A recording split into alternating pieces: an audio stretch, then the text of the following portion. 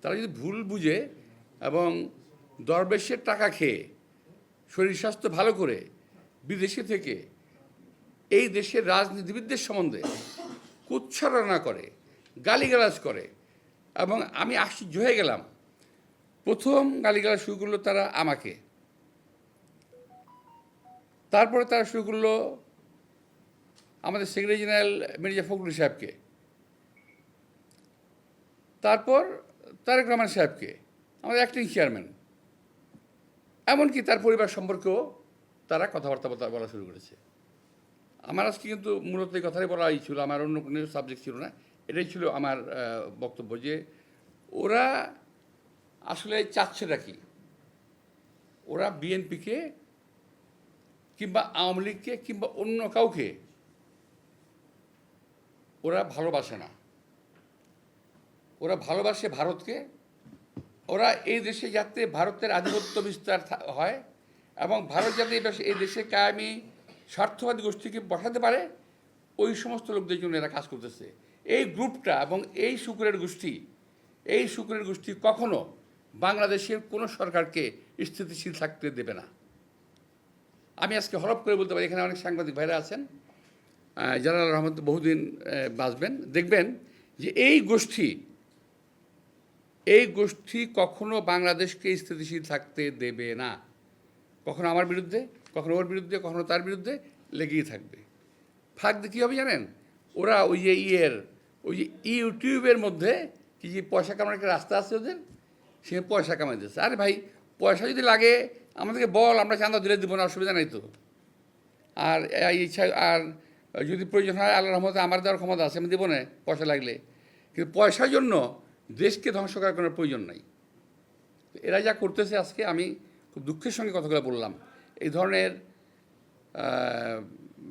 অশ্রাব্য ভাষায় আমি কথা বললাম বাধ্য হয়ে, কারণ ওরা অশ্রাব্য ভাষায় গালি দিয়েছে। তারপরে কথা আছে, আমি আর বলতে পারতাম, বললাম না।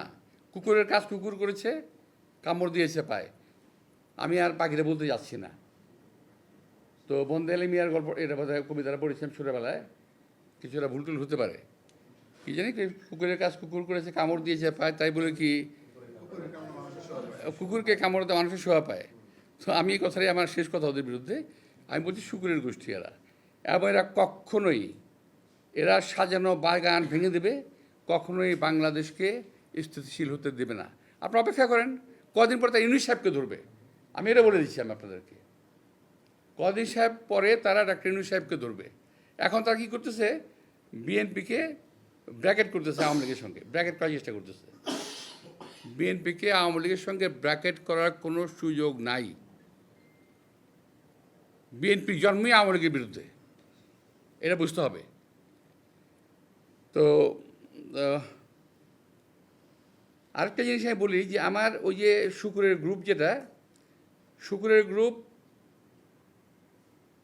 শুকুরের গ্রুপ ওরা কিন্তু দেখেন, ওরা শুধু রাজনীতিবিদদের পিছনে লেগেছে, কিন্তু যারা নাকি এই যে হত্যাকাণ্ড ঘটালো, এই যে ছাত্রদের হত্যাকাণ্ডটা ঘটালো, একটা বিশাল একটা ব্যবসায়ী গ্রুপ আছে না? আপনারা দেখেন নাই 3 তারিখে, 3 তারিখে আগস্টের 3 তারিখে যারা হাসিনার সঙ্গে দেখা করেছিল, মিটিং করেছিল, এবং বিভিন্ন ভাষায় তাকে এমনভাবে কথা বলেছিল যে হাসিনা খুন করতে উৎসাহিত হয়েছিল। তাদেরকে এমনভাবে প্রভোগ করা হয়েছিল যে হাসিনাকে খুন করতে উৎসাহিত করা হয়েছে। সেই লোকগুলোর সম্বন্ধে তারা কিছু বলে না, তারা কিছুই বলে না, তার মুখে কোনো শব্দ নাই, তারাও বলে না।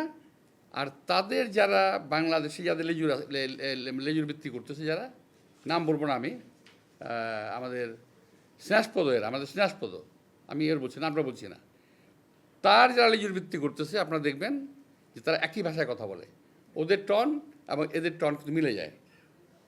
তো ওরাও কিন্তু এই ব্যাপারে কোনো কথা বলছে না। আপনারা খেয়াল করে দেখেন যে কতগুলো ব্যবসায়ী, আমি নাম বলতে পারি কিন্তু নামগুলো বলবো না আমি এদের, তো এরা কিন্তু আওয়ামী লীগের পক্ষে কাজ করেছে, এখন বিএনপির বিপক্ষে সমস্ত, আমাদের এখানে অনেকেই আছেন আপনারা যারা নাকি বিএনপির বিপক্ষে কাজ করতেছেন টিল নাও, কিন্তু ওদের বিরুদ্ধে কোনো কথা তারা বলতেছে না। সকলে মিলে বিএনপিকে বিরুদ্ধে লাগছে। কথা হলো বিএনপি একটা দেশপ্রেমিক জাতীয়তাবাদী দেশপ্রেমিকের একটা দল। এই দলটাকে যদি শেষ করা যায় তাহলে ফ্যাসিজম এবং আধিপত্যবাদকে বাংলাদেশে পার্মানেন্ট করা যাবে। এই হলো তাদের টার্গেট। তো আমি যেন প্রশ্ন না থাকলে আমি এখানেই শেষ করি। আর একটাই বিষয় আমি আরেকটা বলতে চাই যে আপনারা খেয়াল করে দেখবেন বিএনপির সঙ্গে আওয়ামী লীগকে ট্র্যাক করতেছে, কিন্তু আমার কথা হলো যদি বিএনপি আওয়ামী লীগের সঙ্গে বিএনপিকে ট্র্যাক করে তা আওয়ামী লীগের নেতারা গ্রেপ্তার হওয়ার পরও এই সময় মার্ডার কেস সহ গ্রেপ্তার হওয়ার পরও হয় মুক্তি পায় কীভাবে, তারা কীভাবে মুক্তি পেল এবং তারা সাজা খাটা এই অবস্থায় একবারে রিমান্ড থাকা অবস্থায় মুক্তি পেয়ে গেল, কী করে সম্ভব? অথচ এদেরই প্রভোকেশনের কারণে হাসিনা আজকের এই দুরবস্থা হয়েছে, দেশটার দুরবস্থা হয়েছে। তো আমি আপনাদের সবাইকে ধন্যবাদ দিচ্ছি আজকে আসার জন্য। প্রশাসন কিন্তু নয় শুধুমাত্র, প্রশাসন তো বটেই। আমি কথা বলেছি বক্তৃতায়, সাংবাদিকদের আমি সচিবালয়ে, পুলিশে, বিভিন্ন ইম্পর্টেন্ট জায়গায়, সাংবিধানিক প্রতিষ্ঠানে, ব্যবসায়িক প্রতিষ্ঠানে, মতিঝিলে, ব্যাংকে, বিমায়, যেখানে যেখানে যাবেন, ইভেন যে ব্যবসায়ীর জায়গাগুলো আছে না, একটা স্বাভাবিক যে এই যে কতগুলো প্রতিষ্ঠান আছে না, যে মানে আজ কিছু প্রতিষ্ঠান আছে সেখানে কিন্তু একবারে পুরা ওরা মৌরসি পাট্টা গেঁথে বসে আছে। এখানে আরও কিছু ব্যবসায়ী কথা আছে, আমি বলবো না নাম, ওটা বললে আবার এটাকে ভিন্নভাবে পত্রপত্রিকা আসবে, আমি আনাবশ্যক আপনাদের বলবো। তো মিডিয়া তো আর কী বলবো, মিডিয়া তো বিএনপির পক্ষে কখনোই ছিল না, এখন মাঝে মাঝে দুই একটা থাকে, আসে, বললে কষ্ট করে লেখে আর কি বিএনপির জন্য বলেও। বিএনপির কোনো মিডিয়া চ্যানেল, এটা হলো বিএনপির এবং আমাদের সবচেয়ে দুর্ভাগ্য যে এটা আমরা বিল্ড আপ করতে পারি নাই এখন থেকে না, বহু আগে থেকেই। আওয়ামী লীগ এবং বিএনপিকে যদি ভাবা হয় দল হিসেবে, বড় দল হিসেবে মানুষ ভাবতে পারে, কিন্তু এটা কিন্তু ঠিক না। কারণ প্রতিটা দলেরই কিন্তু নিজস্ব একটা শক্তি আছে, প্রতিটা দলের নিজের একটা ক্ষমতা আছে, প্রতিটা দলের পপুলারিটি আছে। এবং বিএনপি যদি নির্বাচনের ক্ষেত্রে প্রশ্ন আসে, সেক্ষেত্রে আমি বলবো যে বিএনপি সবাইকেই প্রতিদ্বন্দ্বী ভাবে, প্রতিপক্ষ না। বিএনপি কাউকে প্রতিপক্ষ ভাবে না, প্রতিদ্বন্দ্বী আমরা ভাবি। এখানে আওয়ামী লীগ না থাকলেও ইউআরএফ অনেক দল আছে, অনেক মত আছে, অনেক মানুষ আছে, তারা সকলেই বিএনপির প্রতিদ্বন্দ্বী।